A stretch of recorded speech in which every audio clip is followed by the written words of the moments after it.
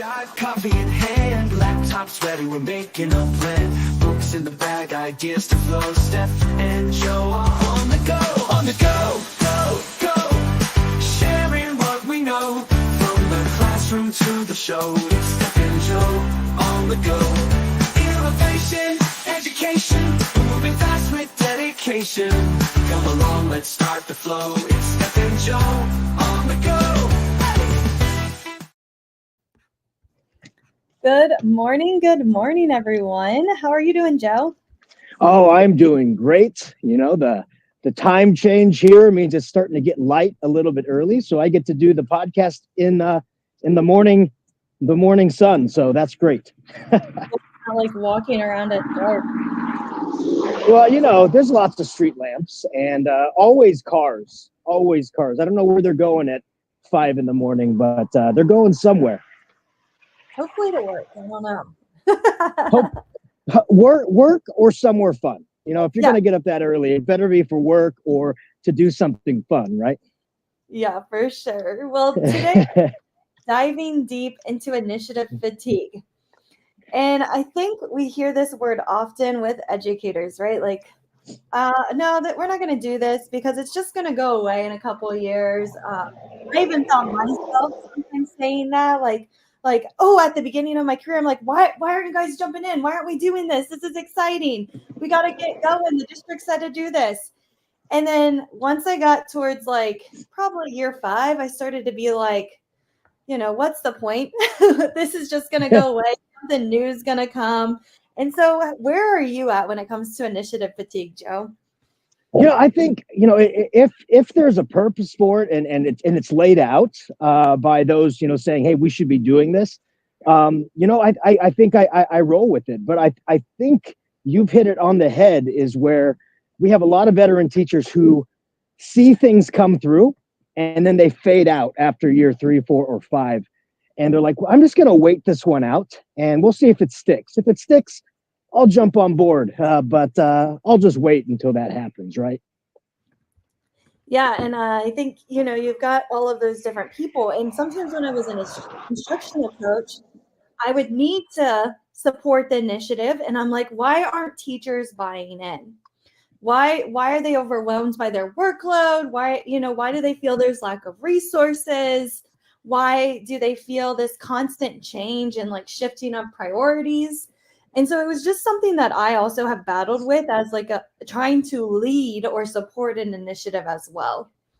No, I agree because, well, you know, sometimes I think teachers feel that maybe they weren't asked their opinion first or brought into the process or I don't want to say blindsided, but like just said, hey, we're going to be doing this now. And it's like, wait a minute, this is something I wasn't expecting.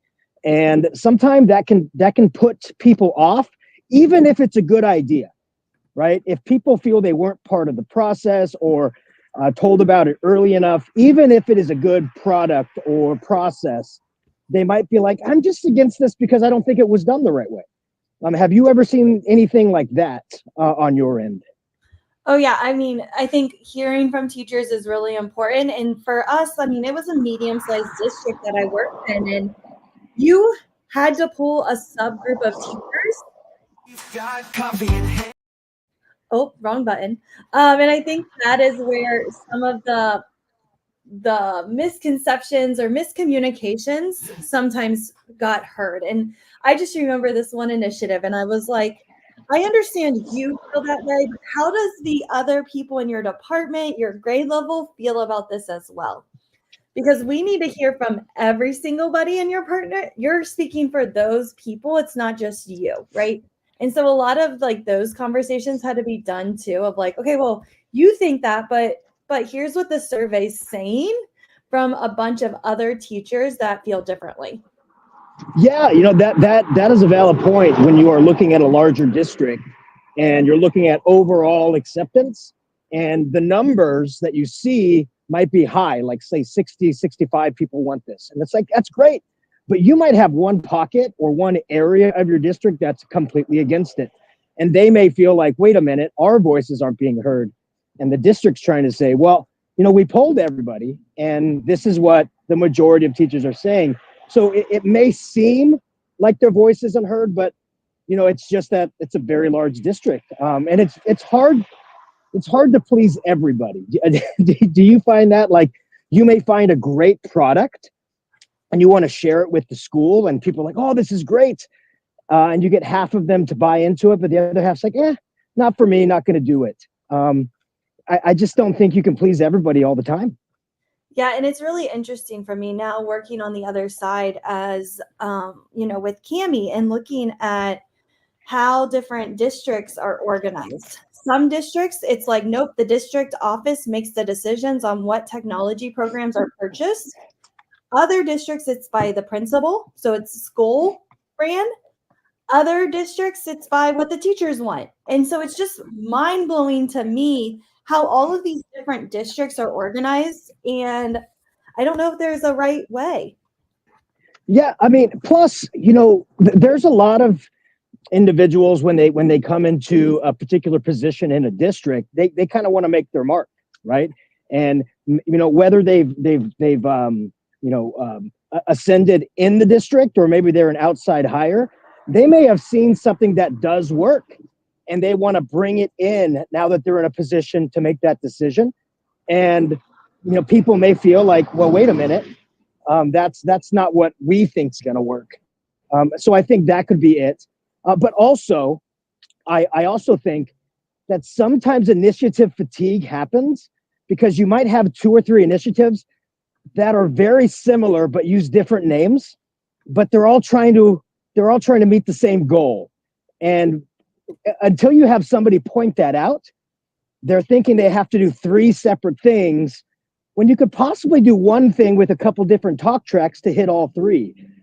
For example, there's a great thing called the Positivity Project, ensuring that students are kind, responsible, respectful on campus. But there's also a digital citizenship initiative. And I remind people, like, they're both the same thing. The only difference is one is being kind on school campus and the other is being kind in the digital world. All we have to do is make sure students understand, just be kind in both places. And it's not 2 separate initiatives, it's one common goal. And I think when it's explained that way, it's like, oh, well, then I can do both. Excellent. Have you seen anything like that before, Steph, where you have these commonalities, but people kind of put them in 2 separate pots? Yeah, and again, it depends on the district size, but if you have like multiple different departments, these departments have their own goals. And sometimes I think they're like, well, we only have this one initiative that we're pushing. But you really have to step back and you have to look around and say, okay, well, what is the special education department pushing? What is the curriculum department pushing? What is IT pushing? What are all of the different places in this organization pushing? And I think sometimes that conversation needs to be had. And Joe had a great idea. He was talking to me, I think it was either this week or last week, about taking initiatives and putting them into ChatGPT. So maybe you meet with all of the different departments and you compile all of the different goals that they have and that they want to accomplish for that school year. And you have ChatGPT make those plans and kind of say, here's the connection. Because some teachers really struggle with that transfer of knowledge when it comes to, okay, we want you to teach digital citizenship and we want you to teach the positivity. How can those can be combined, but not all teachers see that in a nice way. Yeah, it does. And I think that's where, someone like a tech coach can point that out and help with that, like using ChatGPT, or, sitting down with, okay, let's look at what these goals are for this initiative. What are these goals? And then create those cross alignments for the teachers, and then present it to the administrators because they may not even have seen that. I think it's very important that we use our tech coaches, we use our curriculum coaches to kind of view these initiatives, because if they're the ones that are going to be asked to push them out, to help train the teachers on them, you don't want your tech coaches or curriculum coaches to have double the work also. So find those common alignments and you can kind of narrow the path towards success for basically all your initiatives if you can do it that way. Yeah, and another thing is we've got to think about what resources and support do people need. So if we are trying to, implement some type of initiative, do we have time put away for professional learning? Do we allow time for teachers to plan and process the new information or the new initiative coming their way? Do we allow for funding? Have we been able to purchase programs or different things that might be needed in order to support or even personnel? And so I think it's really clear that we need to think about, okay, have all of these things, like do people have all the resources after that vision has been shared with their staff? Yeah, and kind of clearing up some misconceptions. For example, the district that I work in, we're going through a communication platform change for parents, and teachers are like, well, I like using my Remind, I like using my email, and it's like, well, this program combines all of it, right? You send out one post and it goes to their email. You send out one post and it goes to their phone like Remind does. So it's trying to clear up, like, instead of saying I have to send it either way, it's yes, send it all the ways. But when you're asking a teacher to change their process, that can be a little bit daunting. And so you have to be able to clearly show the benefit, communicative and time-saving efforts that this program will use. And I think sometimes it's not properly done, or not giving enough leeway into the adoption process. And I think that could leave a bad taste in a teacher's or staff member's mouth, where they're like, you know what, I'm just not touching this. I'm going to keep doing it the way I used to do it until somebody tells me otherwise. And that can cause a ripple effect if not, properly addressed. Yeah, and I definitely agree. Like with coaching too, I think coaches are really huge to get on board with different initiatives because they're going to be able to support the teachers. They're going to be able to offer, hey, do you need help? Do you need to co-teach this? Do you need this resource? Or here's this scaffold that can support this initiative. And I think your coaches are going to be huge. So if you have coaches, I think it's really important to communicate with them, have them also have a voice as well at the table when you're developing these initiatives. Yeah, and I think, and again, the district I'm in, I think they've done a great job at creating a train the trainer kind of situation where you have the leaders of the communication in the district helping the coaches understand what this tool is, and the hope of why this tool is going to help the district communicating with parents. And then once the coaches understand that, they can be deployed and share that common message to the rest of the staffs that they work with. And I think that's key, a common message, because if everybody's saying something a little bit different, we know teachers talk and they're going to say, well, that's not what they're telling me over here. Oh, no. So making sure that common message is shared with common resources so that everybody has access to the tools they need to be successful. Yeah, and another part, so again, we've talked a lot about, first you want to create that vision, focus in your priorities for the initiative, involving your staff. We've talked about resources and support. If there's multiple initiatives, trying to come up with how can these be related. Another area is you have to create a culture. If your culture is one where your staff doesn't feel like they can fail or they can fail forward, or they might be embarrassed to reflect or get feedback, I think that's something that needs to be addressed when you are trying to have different initiatives. We need our staff to feel like they can fail forward, they can problem solve together. And so if you have team time, do teachers have the space to speak up and share their struggles? Do they have time to say, hey, this is not working for this subgroup of students. Here's what I've done. Does anybody have a suggestion or an idea? And don't allow them to just not talk about it. They need this space to bring up, hey, this isn't working, or hey, this is going great, and really spotlighting teachers who are going over and above and it is working in their classrooms. But I don't think we provide that time all of the time, or that culture.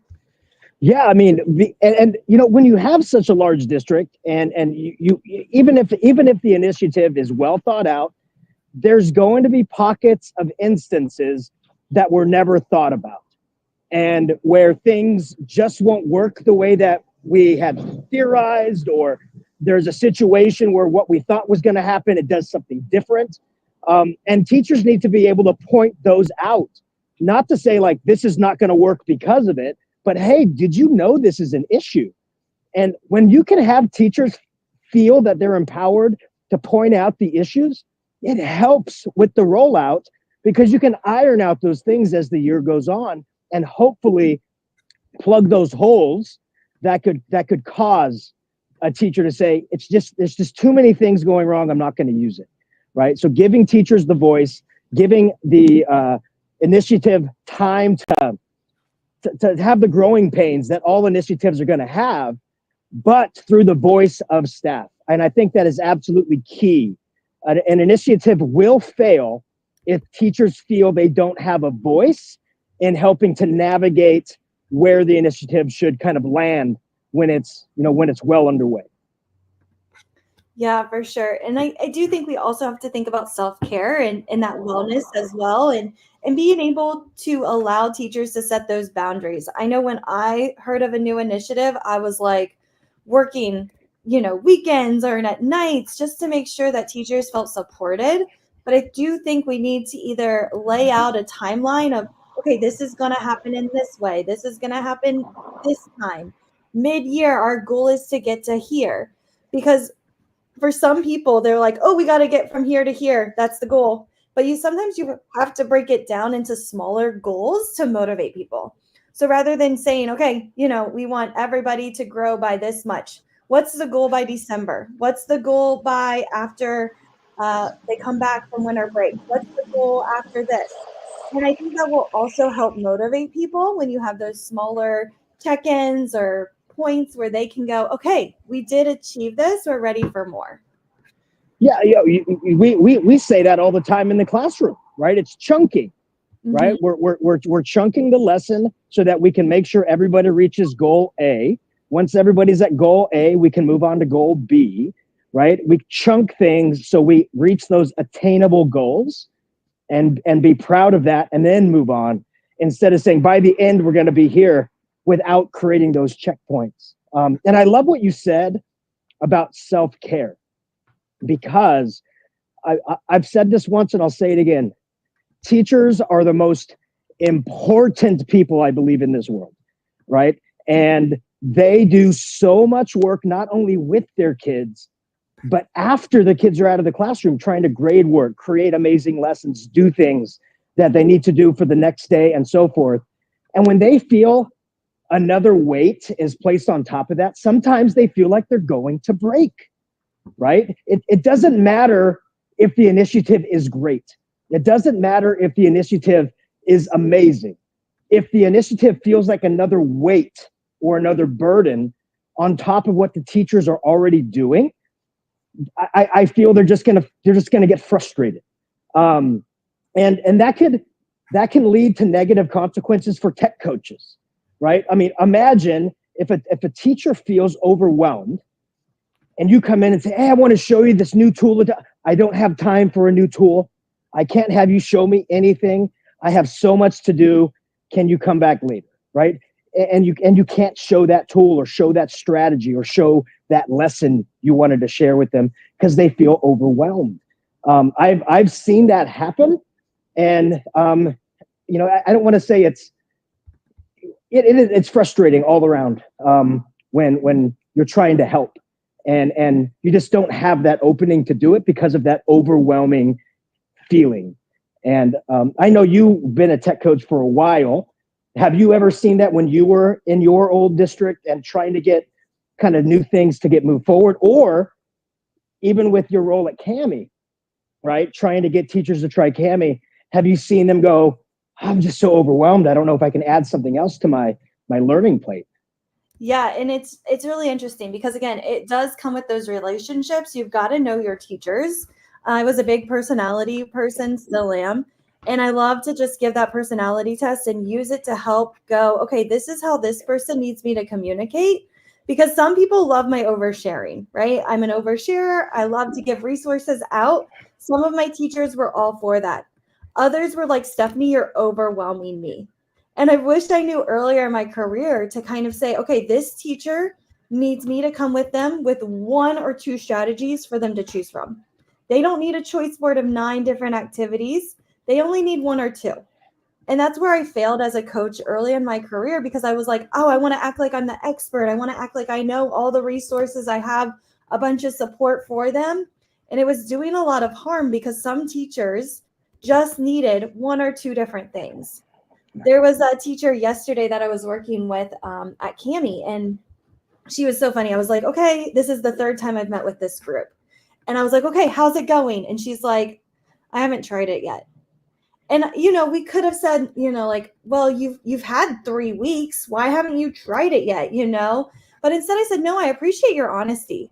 What's holding you back? Like, what do you think is holding you back from trying this? Like, is there any support or any resources you might need to try it? And she just said her biggest struggle was time. But again, creating that culture is huge, and not just getting on people like, well, it's been a month and you haven't jumped on board yet. I think we really do need to just think about the person and come at it with a different strategy if the one that we're used to, because sometimes the way that we support teachers is not the way that these teachers want to be coached. Yeah, no, I think you nailed it on the head. Approaching this in a way that honors, everybody's kind of personality, right? And creating the space to speak up and be able to speak up in an honest way without fear of being ridiculed or told, well, you have to get on it right now. Like, ask that question like you did. Oh, okay, so what is one of the roadblocks that is causing you to not move forward with this? And is there something that I can do to kind of file that roadblock down to make it easier for you to move forward, right? And I think when you supply support, even if I have found it, even if it's just you standing in the room with them while they try something new, in case something goes wrong, they know they have that support there. Even doing something like that, I think goes a long, long way. Listening and supporting and being understanding. And I think having a little bit of grace when something new is pushed out, I think is incredibly important for a successful initiative to take hold. Yeah, especially just, being there. And again, it's really getting to know those people. And so it does take patience, which I am the worst at, because I'm like, come on, let's go. Like, speed is one of my strengths and weaknesses, I like to say, is I'm really quick at getting things done. But sometimes I have to remember, no, I need to be patient, but I also need to be consistent. I need to constantly be checking in on my staff. I need to make sure that they are implementing, they have the things that they need, those resources. So again, being patient is huge. Also being flexible, which is not one of my strengths. Well, and knowing that just like in the classroom, not every learner, because every time a new initiative comes out, everybody becomes a new learner. Not every learner accepts things the same way.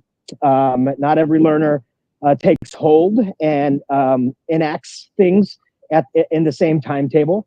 So yeah, just like you were saying, patience, time, understanding is incredibly important for people to feel like their voice is being heard, and that there is understanding that this initiative is not a snap that's going to happen overnight. It will take time, and I think when everybody involved understands that, I think things can happen for the better. It's just, we just got to watch out for that overwhelming feeling of too many things happening at once.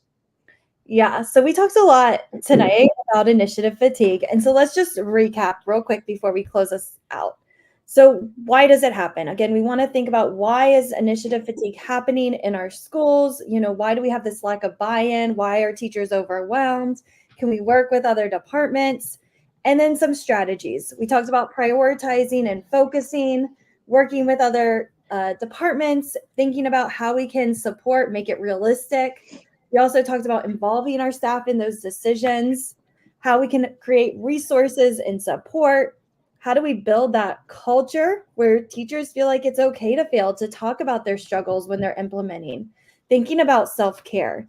And then some additional tips were being patient, collaborating, and celebrating those small wins, having those milestones where teachers have those small goals. They're able to be flexible, or we're able to be flexible, and then they can feel like they can reach out for support. So hopefully you're ready to tackle initiative fatigue for the remaining part of this school year. And if you did have an initiative that went off in August, how's it going? This might be your mid-year check-in to kind of reflect and say, oh, we need to visit that again, or we need to maybe re-strategize, or hey, it's going great. I don't know. I would have to say that is an amazing recap. I don't have anything else to say. Just make sure everybody, when you have that initiative coming at you, approach it with questions, but not in an antagonistic way. It's always great to have questions, but like, can I know, like, what is our end goal here? What is our first metric that we're going to be looking at? What's our first goal that we want to hit before we move forward? Be a vocal community member. And, I think that is how our voices will be heard.